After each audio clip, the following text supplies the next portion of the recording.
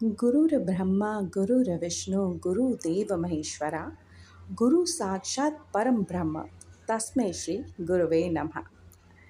अर्थात गुरु ही ब्रह्मा है, गुरु ही विष्णु है और गुरु ही भगवान शंकर है। गुरु साक्षात परम ब्रह्म है। ऐसे गुरु को मैं प्रणाम करती हूँ। गुरु पूर्णिमा क्या है, इसका क्या महत्व है, आइए जानते हैं। गुरु पूर्णिमा को व्यास पूर्णिमा भी कहते हैं। इसी दिन चारों वेदों के रचयिता और महाभारत जैसे महाकाव्य की रचना करने वाले वेद व्यास जी का जन्म हुआ था। ये पर्व अपने आराध्य गुरु को श्रद्धा अर्पित करने का महापर्व है। देवशायनी एकादशी के बाद यानी आषाढ़ महीने की पूर्णिमा को ही गुरु पूर्णिमा कहा जाता है।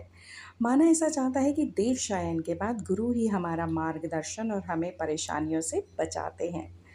प्रथम गुरु हैं माता पिता, रक्त बीज के जो हैं दाता। सनातन संस्कृति में माता पिता को गुरु से भी पहला स्थान दिया जाता है।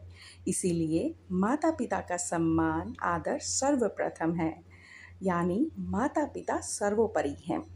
गुरु पूर्णिमा के दिन गुरु पूजन का विधान है। शिष्य अपने गुरु की प्रत्यक्ष मानसिक या उनके चरण पादुका की चंदन धूप दीप नैवेद्य द्वारा विशेष पूजा करते हैं। इस दिन अपने गुरु द्वारा पठित मंत्र का जप करने का अत्यंत विधान है। गुरु पूर्णिमा का महत्व केवल आध्यात्मिक ही नहीं बल्कि सामाजिक,